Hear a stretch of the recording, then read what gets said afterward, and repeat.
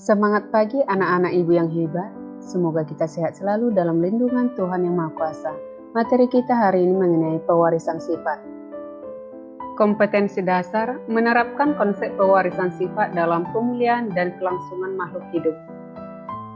Pernahkah kamu membandingkan wajahmu dengan wajah orang tua atau saudaramu saat kamu bercermin? Apakah wajahmu mirip dengan ayah atau ibumu?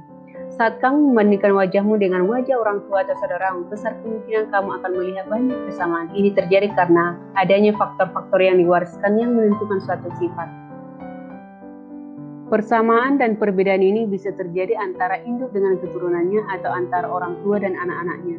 Misalnya sifat yang tampak dan yang tak tampak. Sifat yang tampak antara lain yaitu raut muka, bentuk tubuh, bentuk wajah, warna kulit, warna mata, jenis rambut. Yang tak tampak yaitu kecerdasan, bakat, suara, dan golongan darah. Pewarisan sifat atau hereditas merupakan penurunan sifat dari induk atau orang tua kepada keturunannya atau anaknya. Ilmu yang mempelajari tentang pewarisan sifat ini yaitu genetika. Kromosom dan gen inilah nanti yang mengendalikan pewarisan sifat pada makhluk.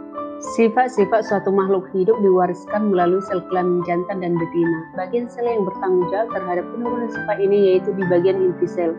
Di dalam inti sel terdapat kromosom, di dalam kromosom terdapat suatu gen, dan gen ini berfungsi sebagai penentu sifat-sifat suatu makhluk hidup. Setiap inti sel suatu makhluk hidup memiliki dua jenis kromosom yaitu kromosom tubuh dan kromosom kelamin. Kromosom tubuh berfungsi untuk menentukan sifat-sifat tubuh suatu organisme. Kromosom tubuh dilambangkan dengan A yang berasal dari autosom yang terdiri dari 22 pasang atau 44 buah. Kromosom kelamin atau gonosom berfungsi untuk menentukan jenis kelamin suatu organisme. Gonosom berjumlah satu pasang atau 2 buah.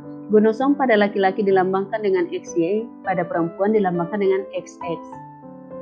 Komposisi dan susunan gen-gen di dalam tubuh makhluk hidup disebut genotip. Genotip yaitu sifat pada makhluk hidup yang tak terlihat. Fenotip yaitu sifat pada makhluk hidup yang dapat terlihat.